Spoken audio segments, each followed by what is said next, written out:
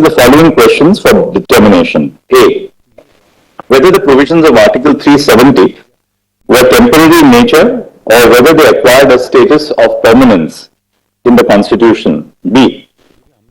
Whether the amendment to Article 367 and exercise of the power under Article 371D was to substitute the reference to the Constituent Assembly of the State referred to in Clause 3 of Article 370 by the words Legislative Assembly of the State is constitutionally valid. C. Whether the entire Constitution of India could have been applied to the state of Jammu and Kashmir in exercise of the power under Article 370, Clause 1, bracket D. D. Whether the abrogation of Article 370 by the President in exercise of the power under Article 370, Clause 3 is constitutionally invalid in the absence of a recommendation of the Constituent Assembly of the State of Jammu and Kashmir as mandated by the proviso to Clause 3. E. Whether the proclamation of the Governor dated 20 June 2018 in exercise of power conferred by Section 92 of the Constitution of Jammu and Kashmir and the subsequent exercise of power on 21 November 2018 under Section 53(2) of the Constitution of Jammu and Kashmir to dissolve the Legislative Assembly are constitutionally valid. F. Whether the proclamation which was issued by the President of India under Article 356 of the Constitution on 19 December 2018 and the subsequent extensions are constitutionally valid. G. Whether the Jammu and Kashmir Reorganization Act 2019, by which the state of Jammu and Kashmir was bifurcated into two union territories, the Union Territory of Jammu and Kashmir and the Union Territory of Ladakh is constitutionally valid, bearing in mind 1. The first proviso to Article 3 which requires that a bill affecting the area, boundaries or name of a state has to be referred to the legislature of the state for its views. And 2. The second proviso to Article 3 which requires the consent of the state legislature for increasing or diminishing the area of the state of Jammu and Kashmir or altering the name of the boundary of the state before the introduction of the bill in Parliament. H. Whether during the tenure of a proclamation under Article 356 and when the Legislative Assembly of the state is either dissolved or is in suspended animation, the status of the state of Jammu and Kashmir as a state under Article 1(3)(a) of the Constitution and its conversion into a union territory under Article 1(3)(b) constitutes a valid exercise of power. I'll now read out our conclusions on the different heads. Whether the proclamation issued under Article 356 of the Constitution of India and Section 92 of the Constitution of Jammu and Kashmir is constitutionally valid. We have held that this court need not adjudicate on the validity of the proclamations because 1. The pleadings of the petitioners in the writ petitions indicate that their principal challenge is to the abrogation of Article 370 and whether such an action could have been taken during Precedent's rule. And 2. Even if this court holds that the proclamation could not have been issued under Article 356, there will be no material relief which can be given in view of the fact that President's rule was revoked in the state of Jammu and Kashmir on 31st October 2019. Further, the petitioners have assailed the specific actions which were taken when the proclamation was in force on the ground that those actions breached the constitutional limitations on the exercise of power after the proclamation under Article 356 is issued. These substantive challenges which form the fulcrum of the case of the petitioners have been considered. Next issue. Whether there are limitations on the exercise of power by the President or Parliament under Article 356. We have held that there are limitations on the power which can be exercised by the Union Government in the state when a proclamation under Article 356 is in operation. We have reached the conclusion on the following grounds. A. The majority in S.R. Bommai, the 9-judge bench decision, held that the actions taken by the President after issuing a proclamation are subject to judicial review. However, the learned judges adopted slight variations in the standard needed to be applied by the court to test the validity of the exercise of power by the President after the issuance of the proclamation. Justice Sawant applied the standard of whether the exercise of power was mala fide or palpably irrational.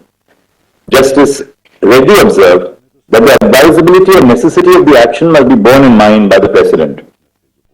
2. This bench, sitting in a combination of 5 judges, is bound by the decision of the majority in S.R. Bommai on the issue. We also undertook a textual and purposive reading of Article 356 in particular and Part 18 as a whole, We hold that there are limitations in the power exercisable after the proclamation under Article 356 is issued. The following are our reasons.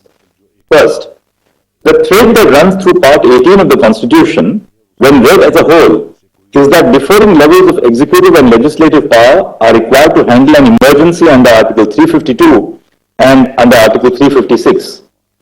This principle applies to the exercise of power when a proclamation under Article 356 is in force. Second, Article 356(1) states that a President may, by a proclamation, assume or declare the powers stipulated in clauses A, B, and C of Article 356(1). The powers stipulated in clauses A, B, and C of Article 356(1) are not automatically invoked when a proclamation is issued under Article 356. Third, Article 356(1)(a) does not opt for an all or none formula. The phrase all or any does not indicate that the union government can exercise a part of the functions of the state government and the state government can exercise the remaining, because the suspension of the state government is an automatic consequence of the proclamation under Article 356. It rather indicates that the scope of the power exercised by the union government must depend on the circumstances for issuing the proclamation. Fourth, clauses A, B, and C of Article 356(1) grant the President independent powers. However, the power provided under Clause C is broad enough to encapsulate the power of the President to assume functions under Clause A and declare under Clause B that the powers of the legislature of the state shall be exercisable by Parliament. Fifth, the principle underlying Article 356(1)(c) is that the exercise of power by the President must be desirable or necessary to give effect to the objects of the proclamation.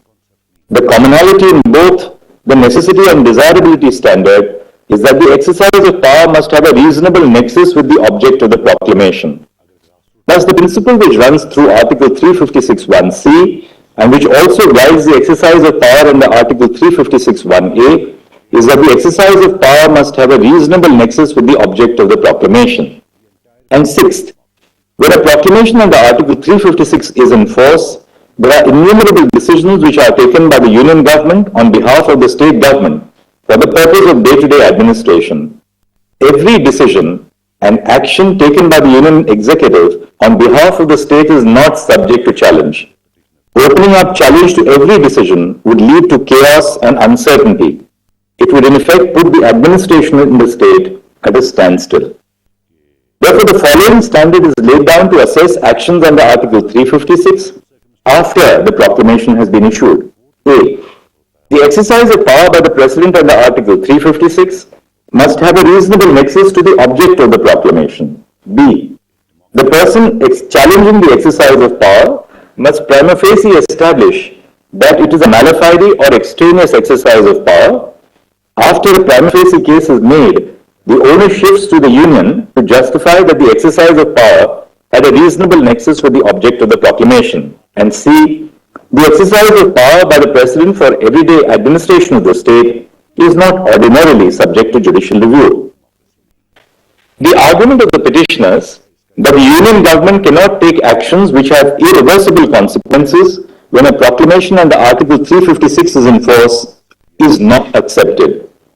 The power of the legislature of the state under Article 357 to repeal or alter or amend a law enacted by Parliament in exercise of the power of the legislature of the state must be read in the context of the amendment introduced by the Constitution 42nd Amendment Act 1976.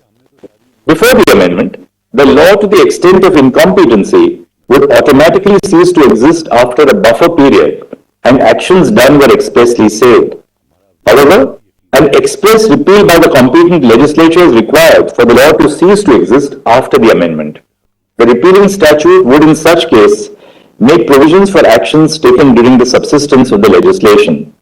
The observations in Krishna Kumar Singh on whether the consequence of an ordinance can subsist even after the ordinance ceases to exist cannot be transposed to interpret the limits of Article 356 because an ordinance which has the effect of a law by its very nature has a limited life. The argument of the petitioners that Parliament can only assume the law-making powers of the legislature of the state when the proclamation under Article 356 is issued is not accepted. The purpose of Article 357 is to ensure that while exercising the powers of the legislature of the state, pursuant to a declaration under Article 356(1), Parliament, or as the case may be, the President, are not impeded by an absence of competence which would have impeded the exercise of a similar power in the absence of a proclamation under Article 356. Further, Article 357 does not contain a non-obstante provision which overrides Article 356. To interpret Article 357(1) as a restriction on Article 351b would be to read in a restriction which the plain terms of the Constitution do not provide. As held above, the exercise of power after a proclamation under Article 356 is issued is subject to judicial review, and immunity from judicial scrutiny does not attach to the exercise of constitutional powers of the legislature of the state. The court, are judicially reviewing the exercise of power, can determine if the exercise of the constitutional power of the legislature of the state by Parliament has a reasonable nexus with the object sought to be achieved by the proclamation.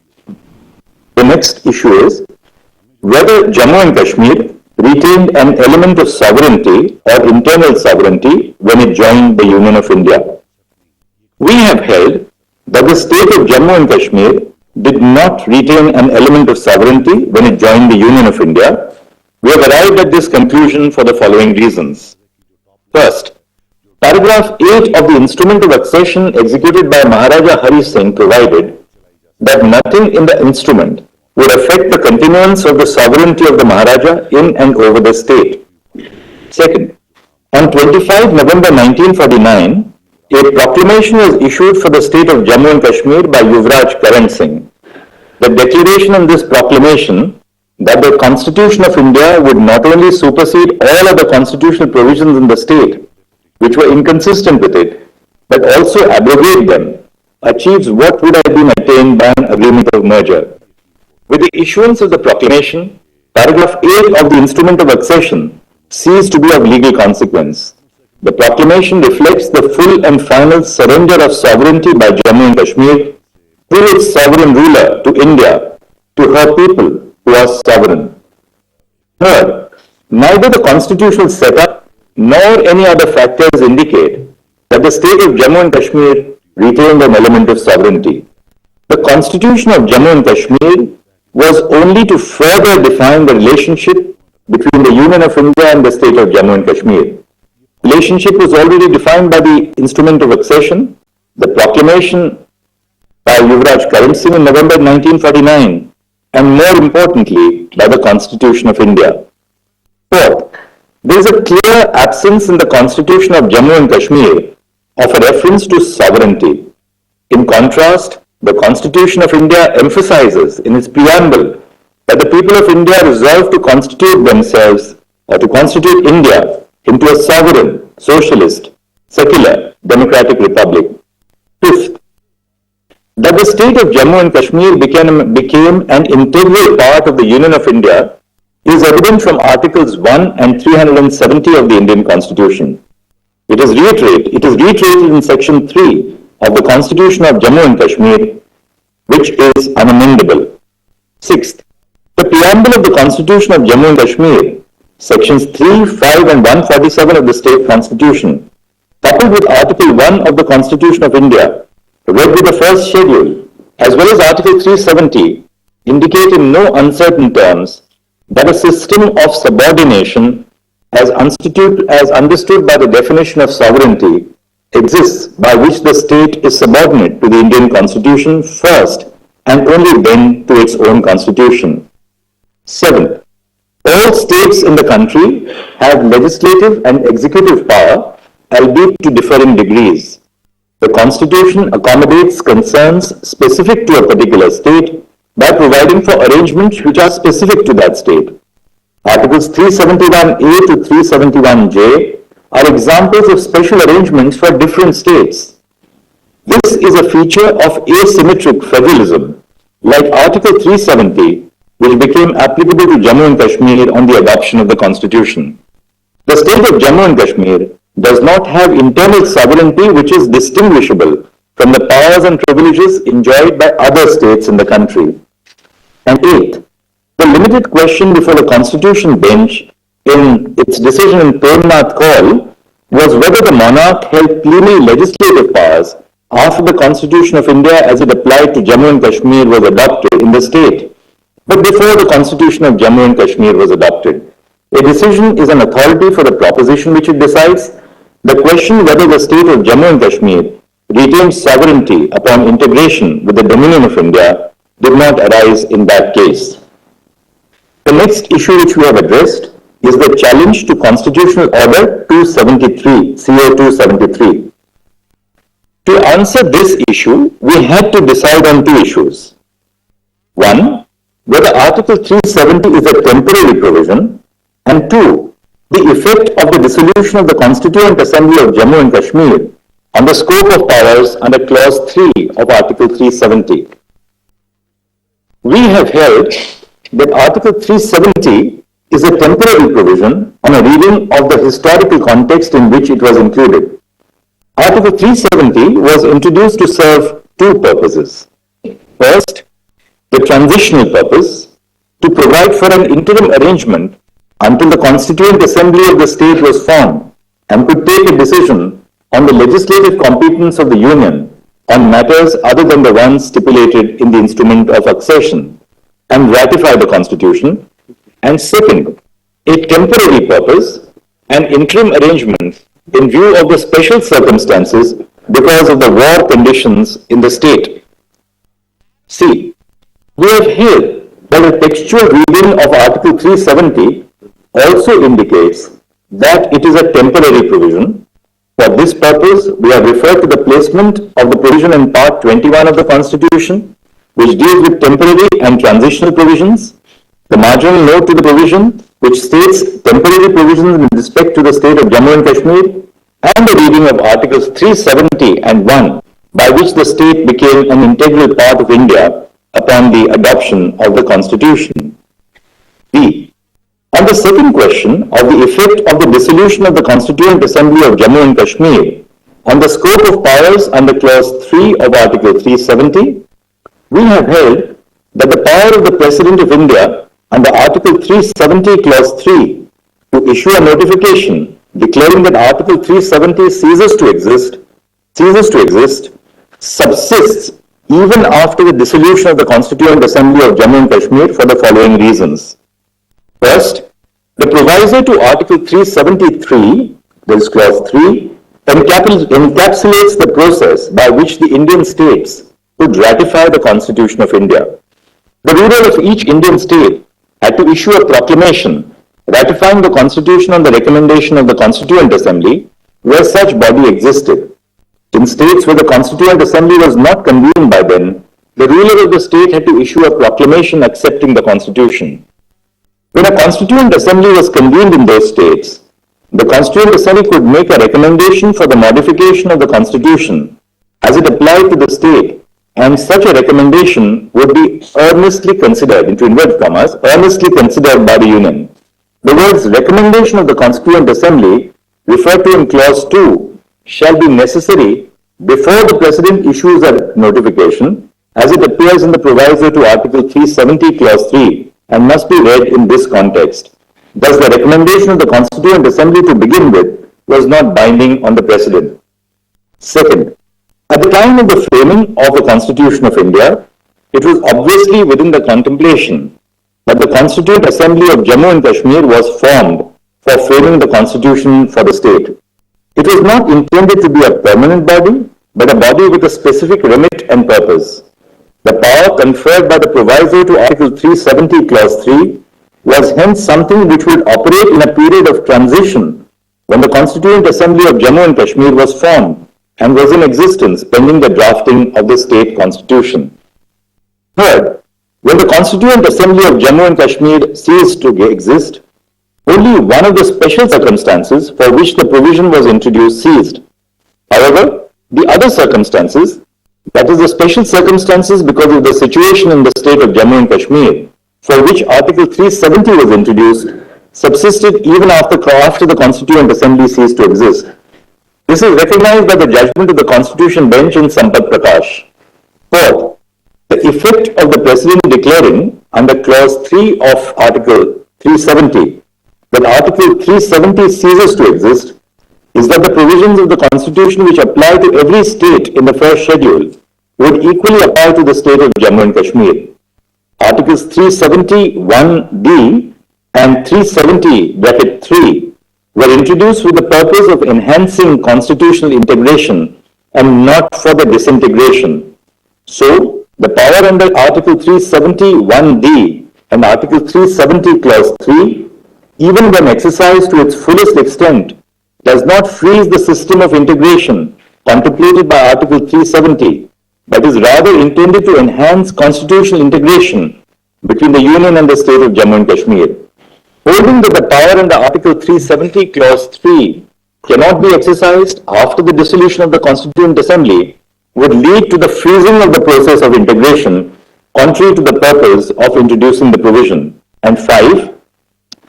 If the contention of the petitioners on the interpretation of Article 370 vis-à-vis the dissolution of the Constituent Assembly is accepted, then Article 370 Clause 3 would become redundant and would lose its temporary character.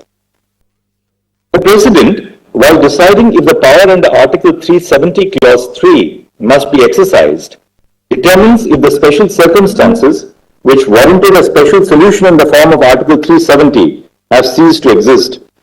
This is a policy decision which completely falls within the realm of the executive. The court cannot sit and appeal over the decision of the President of India on whether the special circumstances which led to the arrangement under Article 370 have ceased to exist. However, the decision is not beyond the scope of judicial review. It is settled law that the exercise of executive power can be challenged on the ground of malafide. The slew of constitutional orders issued by the President under Article 371D, applying various provisions of the Constitution and applying provisions with modification, indicate that over the course of the last 70 years, the Union and the state have, through a collaborative exercise, constitutionally integrated the state of Jammu and Kashmir with the Union. This is not a case where only Articles 1 and Article 370 of the Constitution were applied to the state of Jammu and Kashmir and suddenly, after 70 years, the entire Constitution was being made applicable. The continuous exercise of power under Article 370 Clause 1 by the President indicates that the gradual process of constitutional integration was ongoing. The declaration issued by the President in exercise of the power under Clause 3 of Article 370 is a culmination of the process of integration. Thus, we do not find that the President's exercise of power under Clause 3 of Article 370 was malafide.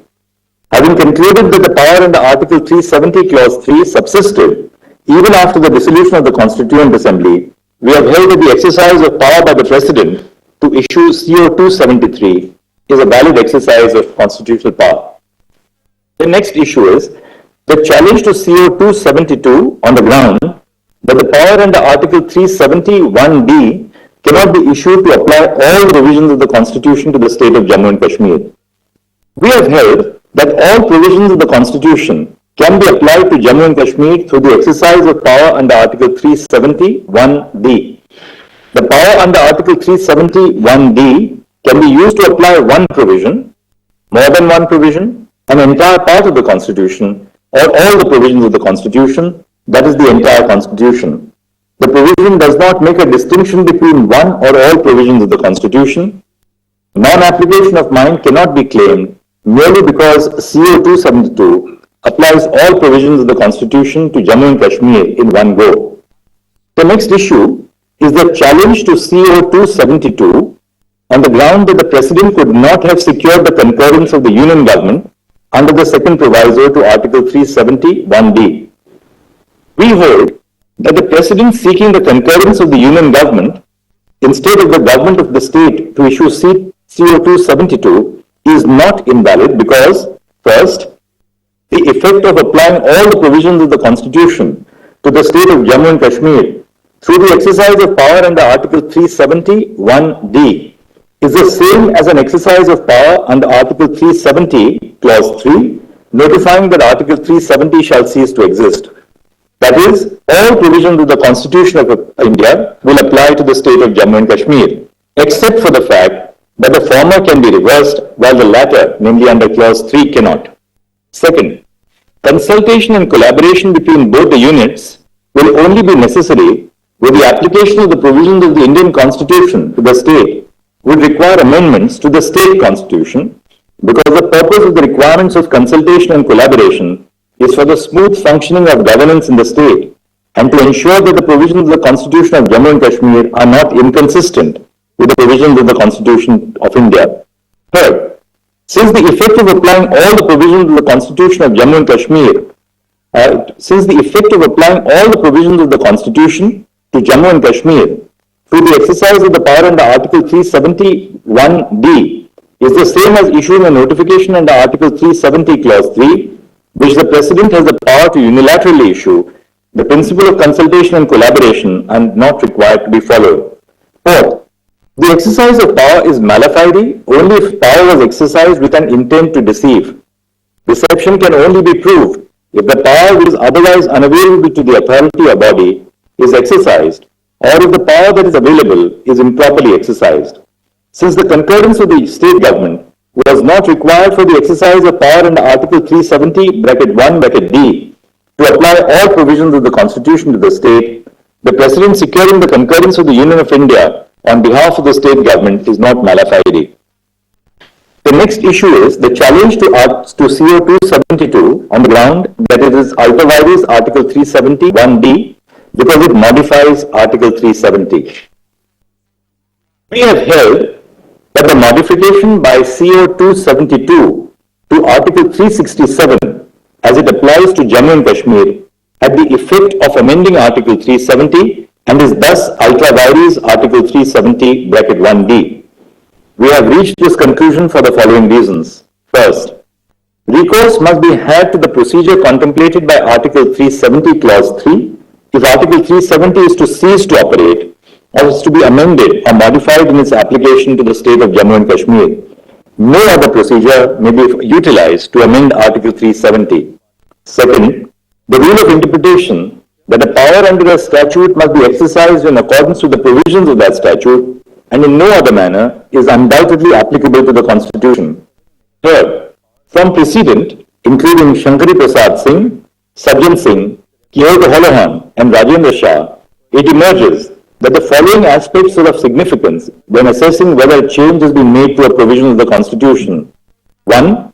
A change may be either in terms of or in its effect. 2.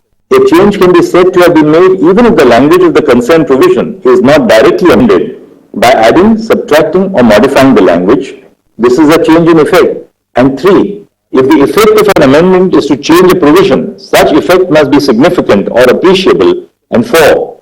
The substance of a change is more important than its form. Second, an assessment of whether a constitutional order amounts to a modification and consequently whether the procedure under Article 370 Clause 1 or under Article 370 Clause 3 ought to have been followed depends on this standard. Third, the effect of a provision of law is as important as its form. While the change sought to be made by paragraph 2 of CO 272 may appear to be a modification or amendment of Article 367 at first blush, its effect is to amend Article 370 itself. CO 272 changes the language to the proviso to Article 370 Clause 3 in two ways. First, it changes the recommending body from the Constituent Assembly to the Legislative Assembly. And second, it makes a new arrangement at variance with that specific Constituent Assembly. Both these changes are not insignificant because they modify the essential character of the proviso by substituting a particular type or kind of body with another type or kind entirely.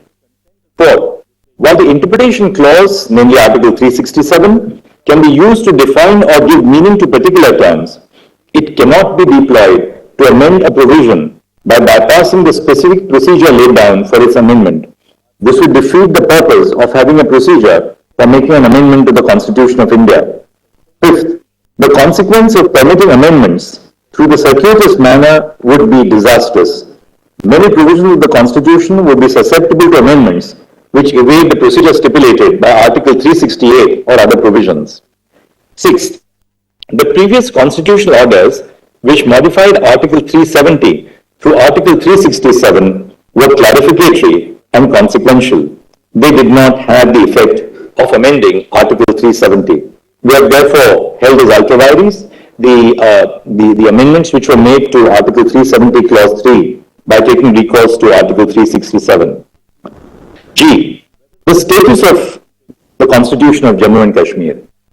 The gaps left by the non-application of some parts of the Constitution of India were filled by the Constitution of the state. After the abrogation of Article 370, as it stood before the issuance of CO2 72 and CO2 73, and the application of the entirety of the Constitution of India to the state, the Constitution of the state does not fulfill any purpose or serve any function. Hence, the implicit but necessary consequence of the application of the Constitution of India in its entirety to the state of Jammu and Kashmir is that the Constitution of the state is inoperative. On the validity of Parliament's exercise of power under the first proviso to Article 3, this is what we have said. A five-judge bench of this court in Babulal Parate held that the views expressed by the legislature of the state under the proviso to Article 3 are not binding on Parliament. If the views of the state legislature were binding on Parliament, which is not the case, there would be scope for debate on whether Parliament in exercise of its powers under Article 356 1b could have substituted its views for the views of the Legislative Assembly of the state. However, the views of the legislature of the state are not binding on Parliament in terms of the first proviso to Article 3. The views of the legislature of the state under the first proviso to Article 3 are recommendatory to begin with. Thus, Parliament's exercise of power under the first proviso to Article 3 is valid and not mala fide. The next issue is on the validity of the suspension of the second proviso to Article 3 as applicable to Jammu and Kashmir. When the reorganization bill was introduced, that is on 5 August 2019, the second proviso to Article 3 as it applied to the state of Jammu and Kashmir ceased to exist because of CO 272. Thus, the issue of whether the second proviso to Article 3 could have been suspended in exercise of the power under Article 356 1c does not survive. The next issue is the validity of the Jammu and Kashmir Reorganization Act 2019. The Solicitor General, appearing for the Union of India, submitted that statehood will be restored to Jammu and Kashmir and that its status as a union territory is temporary. The Solicitor General submitted that the status of the Union Territory of Ladakh will not be affected by the restoration of statehood to Jammu and Kashmir. In view of the submission made by the Solicitor General that statehood would be restored of Jammu and Kashmir, we do not find it necessary to determine whether the reorganization of the state of Jammu and Kashmir into two union territories of Ladakh and Jammu and Kashmir is permissible under Article 3.